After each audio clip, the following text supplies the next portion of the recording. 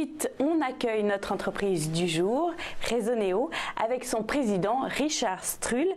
Rezoneo est un cabinet de conseil et spécialisé en marketing et stratégie pour le digital. Bonjour Richard. Bonjour Géraldine.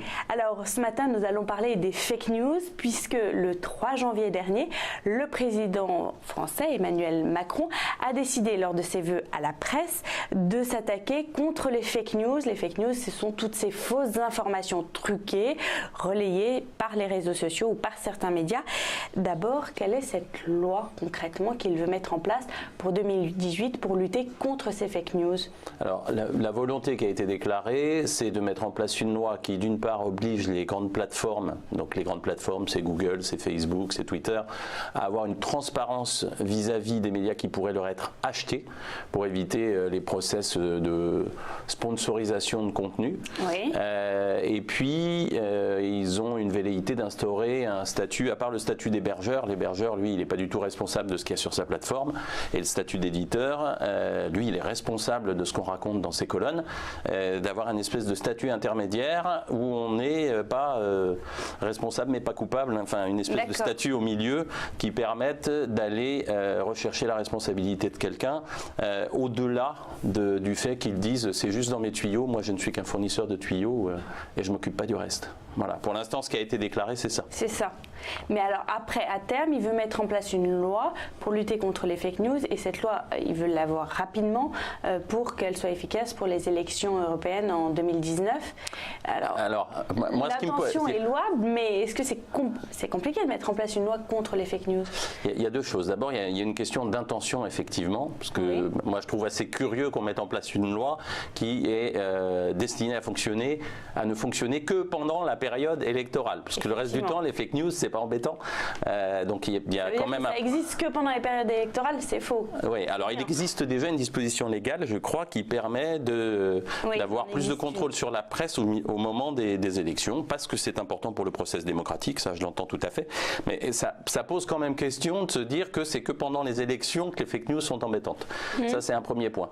Le second, c'est que, admettons que Emmanuel Macron soit le good guy, ça c'est le bon scénario, et que même s'il a une loi comme celle-là, il en fera bon usage. C'est comme la langue d'Ésope, c'est la pire et la meilleure des choses, ce type de contrôle.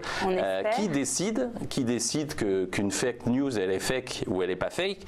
En admettant que lui, ce soit le good guy, il n'en fera pas mauvais usage, mais une fois que la loi sera en place, si les manettes passent à quelqu'un d'autre qui est un peu moins sympathique la fois d'après, on ne sait pas quel usage peut en être fait. Regardez ce qui se passe avec Trump aux États-Unis. Trump, il balance des tweets tout le temps, et dès qu'il y a quelque chose qui lui convient pas, c'est fake news, y compris le réchauffement climatique, c'est fake news, y compris les émeutes raciales, c'est fake news, etc., etc. Donc le fait de donner le contrôle sur ce qui est fake et pas fake à l'État, ça pose un problème démocratique. Ça pose un problème d'éthique et démocratique, et, enfin, du même ordre que celui du contrôle de la presse. Ne nous leurrons pas. Alors c'est très d'actualité avec les télés russes qui s'installent en France. C'est d'ailleurs pour ça que le débat est couplé. Voilà, le débat est très couplé. Il y a des rumeurs comme quoi ils voulaient cette loi contre la Russie, enfin contre la nouvelle chaîne. Alors aussi contre ça. Mais pour mémoire, il y a une télé russe qui balance des tas de trucs parfois curieux sur une chaîne YouTube depuis très longtemps, donc, et qui ne peut pas être contingenté puisque c'est des vidéos qui ne sont pas postées en France, mais qui sont postées en Russie, éventuellement pas en langue française, mais consommables par beaucoup de gens. Donc l'efficacité, c'est assez compromettant, et surtout aussi, est-ce que ça peut compromettre certaines entreprises en fait, ou alors peut-être pas forcément cette loi, mais les fake news, ça peut compromettre la santé financière de certaines entreprises? Les fake news, ça peut influer sur la santé financière d'entreprises. Criteo, par exemple, a vu son cours boursier descendre considérablement parce qu'un cabinet d'analyse a dit qu'une partie des clics auraient été des clics générés par des robots. Ce genre de choses est extrêmement difficile à vérifier et à mesurer, mais la news est partie et c'est terminé. Cette boîte qui porte un nom de super-héros, j'ai oublié, mais ils avaient déjà déstabilisé une start-up, une grosse start-up en Espagne, qui a fini par poser son bilan parce qu'elle avait été très fortement impactée. Donc les fake news, ça peut influer là-dessus, ça peut influer bien évidemment sur la vie démocratique. Tout le monde parle beaucoup de l'influence sur la vie démocratique occidentale par des hackers russes.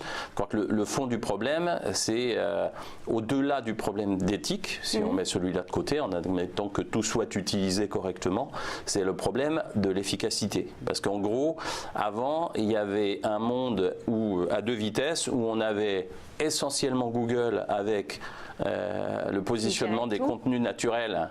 Et les contenus naturels, il fallait s'y prendre très à l'avance pour les positionner, mais une fois qu'ils étaient là, ils ne bougeaient plus. Oui. Sauf qu'on avait très peu de réactivité. Si vous avez un truc qui tombe avant-hier, vous ne pouvez pas du tout corriger en influant là-dessus. Et puis, il y avait les contenus payants. Donc, c'était essentiellement aussi à l'époque les liens sponsorisés de Google. Puis, il y a d'autres plateformes qui sont venues se positionner à côté, sur lesquelles, si on injecte quelques centaines de milliers d'euros, on est capable d'orienter du trafic vers l'information qu'on souhaite.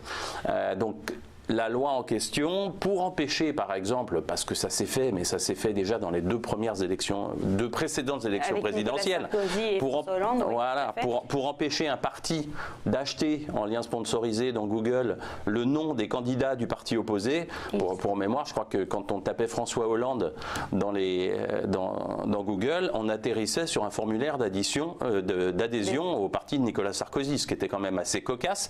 Et ce qui est aussi très cocasse, c'est qu'il n'avait acheté, au travers d'une agence du marché ayant pignon sur rue, il n'avait acheté que les noms des candidats qui étaient plausibles, c'est-à-dire les noms des tout petits candidats n'avaient pas été achetés. C'est pour mémoire, c'était drôle.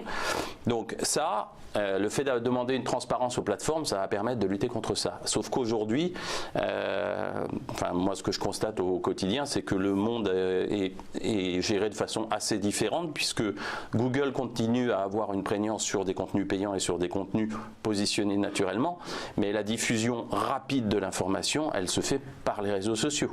Et les réseaux sociaux, le cycle de diffusion, c'est de l'ordre de 24 heures. Sur 24 heures, vous pouvez toujours induire un référé, appeler le CSA, la cavalerie à la rescousse, et le mal sera fait bien avant que qui que ce soit puisse intervenir.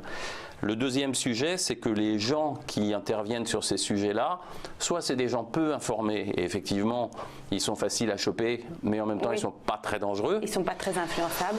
Soit c'est des gens comme les fameux hackers russes, là, qui sont capables d'intervenir de façon extrêmement efficace, mais toutes les mafias du monde piratent des comptes pour intervenir, fabriquent des faux profils, fabriquer un faux profil pendant 3 semaines, le faire vivre, ou 3 mois, le faire vivre avec des news classiques et balancer la news qui tue un jour, c'est très facile, et fermer le profil le lendemain. Et là-dessus, l'action juridique sera compliquée à gérer. Merci Richard Strul pour toutes ces explications. Donc une loi, certes, qui est plutôt positive, mais compliquée pour son efficacité. Je rappelle que vous êtes président de Resoneo, un cabinet de conseil en stratégie et marketing digital.